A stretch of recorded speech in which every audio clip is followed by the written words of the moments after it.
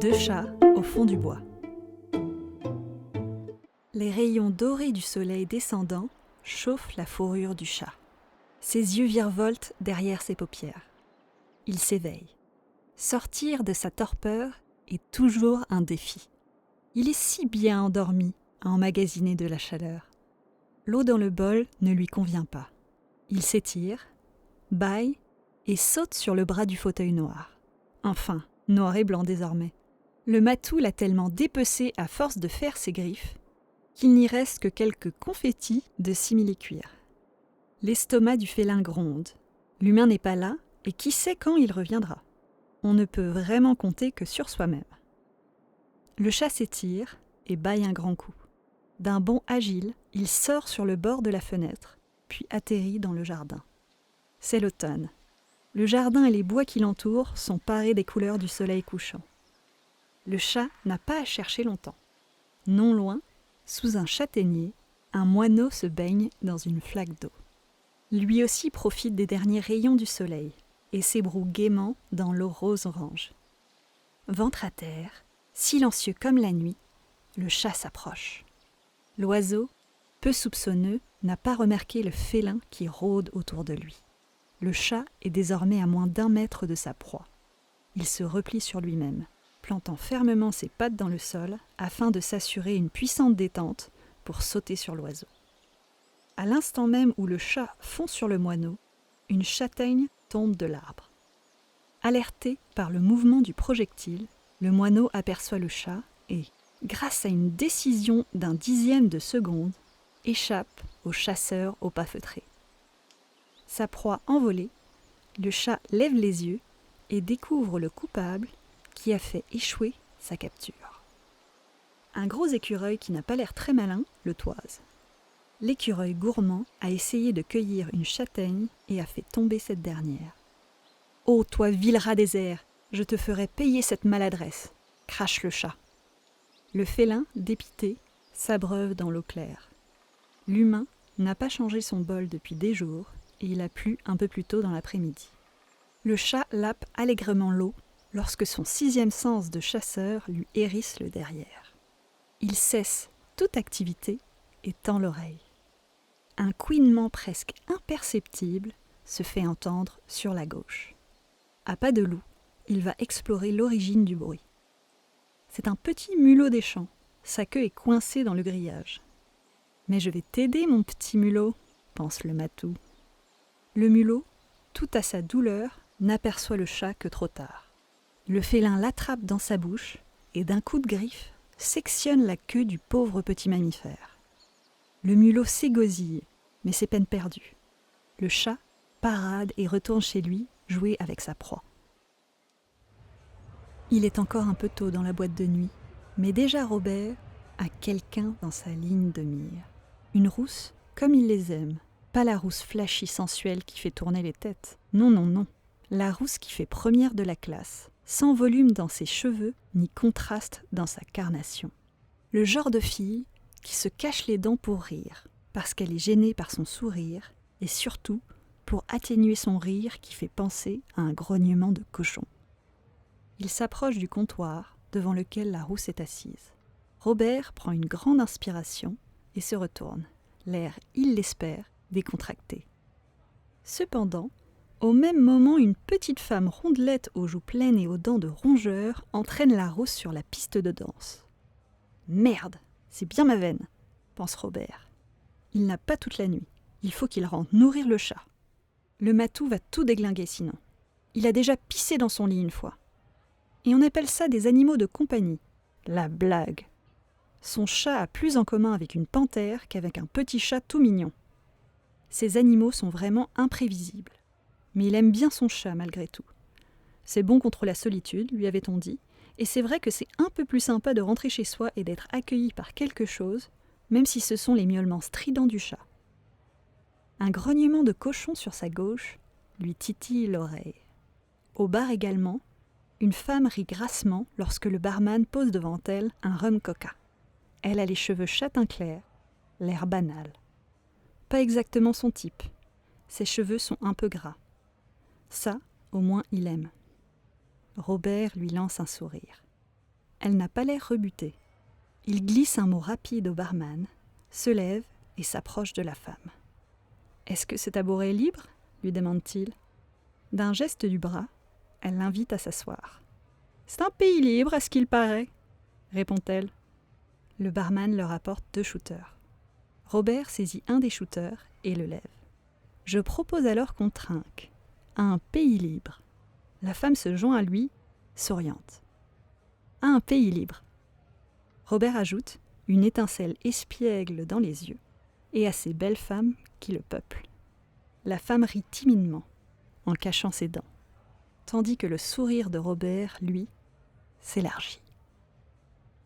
Le mulot gigote et couine entre les pattes du chat. Il écarte momentanément ses griffes. Le rongeur essoufflé s'élance, pousse sur ses pattes arrière et se propulse. Mais le chat referme ses griffes à l'instant où il bondit, le coinçant de nouveau. Le félin plante ses griffes, juste ce qu'il faut, dans la chair du petit mammifère pour le faire hurler. Concentré, le prédateur hume l'odeur des gouttes de sang qui perlent sur la fourrure du rongeur. Soudainement, la porte s'ouvre. Le chat, surpris, desserre son étreinte et le mulot en profite pour s'échapper. L'humain est rentré, accompagné d'une femelle. Le chat reste en alerte, convaincu que le mulot n'a pas pu aller bien loin. L'humaine s'accroupit et caresse le chat. Irrité par cette interruption, un grondement commence à émaner de la poitrine du chat. Il bat la queue 1 fois, 2 fois. Il se retourne, rapide comme l'éclair, et griffe la main de l'inconnu. Il feule, puis monte sur le rebord de la fenêtre. Une position plus en hauteur devrait lui donner un avantage tactique pour retrouver le mulot. Il se trouve également aux premières loges pour observer la danse étrange que son humain effectue avec l'autre sexe. Les 2 humains entortillés ainsi sont des plus grotesques. Mais il ne peut s'empêcher d'admirer la dominance du mâle sur la femelle. L'intérêt du chat est volatile, et plutôt que de regarder les 2 humains se rouler l'un sur l'autre sans aucune grâce, il fait sa toilette. Arrivé à ses pattes, il sort une griffe et s'emploie à la lécher méticuleusement. Il peut encore y goûter le sang métallique du petit mulot avec lequel il jouait. Son estomac grommelle et lui rappelle son besoin impérieux de manger. Il saute de son promontoire et va se frotter contre la jambe de son humain près du lit. L'humain le caresse maladroitement, clairement concentré sur autre chose. Cela ne plaît pas du tout au chat. Après tout, cette grande créature dégingandée n'est là que pour le servir. C'est lui qui fait honneur à l'humain par sa présence. Cet homme est vraiment ingrat. Le chat se met à miauler avec insistance. Enfin, cette tête à claque comprend et se dirige vers le réfrigérateur. C'est pas trop tôt. L'humain ouvre la porte et le froid de la machine fait reculer le chat, qui tourne autour, impatient. L'humain lui lance un bout de poisson. Le chat se jette dessus et n'en fait qu'une seule bouchée. Que c'est bon! La chair grasse du poisson le fait saliver.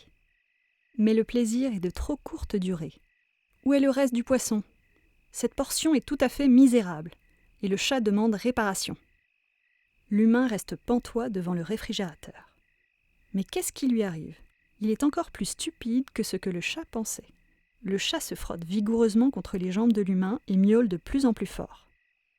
Et là, de nulle part, l'humain le saisit. Dans un premier temps surpris, le chat met une seconde à réagir. Si l'humain connaît bien une règle, c'est de ne jamais le porter. Un coup de queue, l'humain le connaît, il ne faut pas le porter. 2 coups de queue, il sort ses griffes et se prépare à se retourner d'un coup sec et frapper l'humain de toute sa fureur. « Oh là là, toi, je ne vais pas te rater », pense le chat. Mais le chat est propulsé dans les airs. Le temps reste suspendu. Jamais l'humain n'a réagi comme cela. Le chat retombe sur ses pattes, sur le tapis de l'entrée. Sa surprise est vite remplacée par la haine qu'il nourrit pour l'humain. « Tu es sur ma liste, désormais, et tu vas le payer », promet le félin. La femme rentre dans la pièce du petit chalet en titubant. « C'est bien cosy ici, dites donc !» déclare la femme, clairement en état d'ébriété. Elle enlève ses bottes à talons et les laisse traîner dans l'entrée. « Oh, un chat! Salut, petit minou !» Elle se penche, caresse le chat et se fait instantanément griffer. « Sale bête! Il est vraiment sauvage, ton chat !»« Je vais te montrer ce qu'il sauvage ici, » lui répond Robert. Il l'enlace et la fait reculer vers le lit, où il la pousse. « Ah oui, montre-moi comment ça se passe, mon beau sauvage. » Il lui monte dessus lentement, délibérément. Complètement sur elle, Robert lui sourit et pose ses mains sur la gorge de la femme. Elle rigole. Il serre de plus en plus. La femme commence à se débattre. Lorsqu'elle est sur le bord de suffoquer, Robert relâche quelque peu son étreinte. La femme inspire avidement l'air, mais Robert serre de nouveau sa gorge. Le sourire de Robert s'élargit de plus en plus. Il continue son manège quelques minutes. Lui aussi, il aime bien jouer avec ses proies. D'un bond, il saute hors du lit et tire un coffre placé sous le sommier. Dedans s'y trouvent des colliers de serrage, du ruban adhésif et sa trousse de couteau. Il déplie la trousse et observe ses lames préférées. Le chat se frotte à ses pieds. Robert caresse le chat d'une main distraite. « T'es mignon, mais là tout de suite, tu fais un peu chier. » Le chat se met à miauler avec insistance. « Mais bordel, qu'est-ce que tu veux ?» s'emporte Robert. Le chat continue à miauler de plus belle. « T'as faim, hein ?» Robert, résigné, pose sa trousse et se dirige vers le frigo. Il ouvre la porte. 2 têtes sectionnées lui font face. Il passe sa main entre les têtes et trouve derrière un reste de conserve de maquereau qu'il balance au chat. Les têtes sont à 2 stades de décomposition différents. Celle de droite, c'est Sylvie. « Tu es bien méconnaissable, petite salope », pense Robert. Il se remémore avec une satisfaction perverse les cris que la petite truie poussait. Celle de gauche, c'est Maureen. Un peu plus dure à faire crier celle-là. Elle avait compris que c'est ça qui le fait décoller. Mais il sait qu'il arrive toujours à les faire craquer. Robert est tiré de sa rêverie par les miaulements insistants du chat. « Il n'y a plus de poisson, je te dis !» lui lance Robert. Le chat n'a manifestement pas l'air de comprendre et redouble ses miaulements. « Mais c'est que tu saoules !» s'énerve Robert. Il prend le chat par le ventre. « Il faut que je sois rapide. Ce bâtard est capable de m'éborgner s'il le veut. » Il jette le félin à l'autre bout de la pièce et se retourne vers sa victime. Il se frotte les mains. « À nous deux, Laura !» Le chat, pas près de se laisser commander chez lui, se glisse sous le lit. Tapi dans l'ombre, il observe la jambe de l'humain. Le pantalon de l'homme se relève quand ce dernier s'assoit, découvrant la délicate peau de sa cheville. Le félin se rapproche sans un bruit. Ses mouvements sont calculés, délibérés. L'homme change de position, découvrant l'articulation de quelques centimètres supplémentaires. Le chat saisit sa chance et lance un assaut fulgurant. Il plante ses griffes dans l'articulation vulnérable et mord le tendon d'Achille. L'homme pousse un hurlement guttural. Le chat lâche prise et fait face à l'humain, le dos hérissé, les crocs sortis. L'homme tombe à la renverse, face contre terre. Robert s'avance vers Laura et s'assoit au bord du lit. Il caresse la joue de sa victime, un éclat malveillant dans l'œil. Il prend un collier de serrage dans son coffre, s'approche du poignet de Laura, prêt à l'attacher, lorsqu'il remarque qu'une lame dans sa trousse à couteau est manquante. Laura a repris conscience. Robert est devant le frigo. Elle calcule rapidement dans sa tête. 3 mètres environ séparent le lit de la porte d'entrée. Le frigo est un peu plus loin de la sortie. Ses chances sont proches de 0. Même si par miracle, elle atteint la porte avant lui, elle n'a pas ses chaussures et elle est au fin fond du trou du cul du monde. Si elle décide de fuir dans le bois sombre, Robert la rattraperait en moins d'1 minute.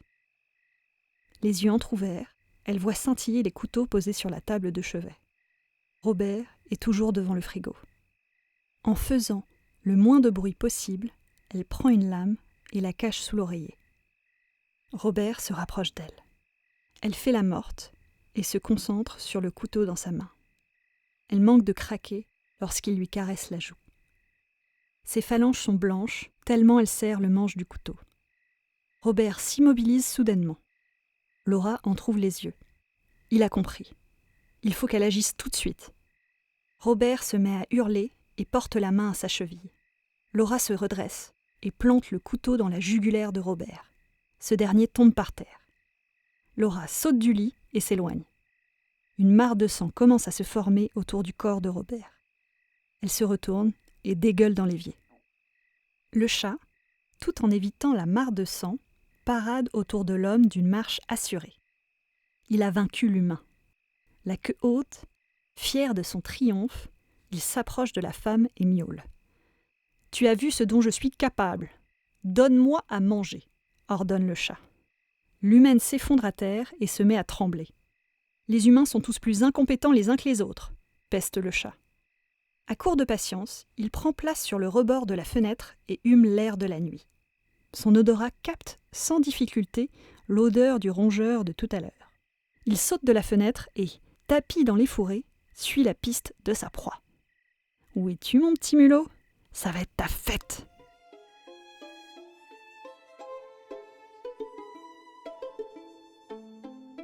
Cet épisode a été écrit et lu par Nina Fégé. J'espère que vous avez apprécié et au plaisir de vous retrouver pour une autre histoire.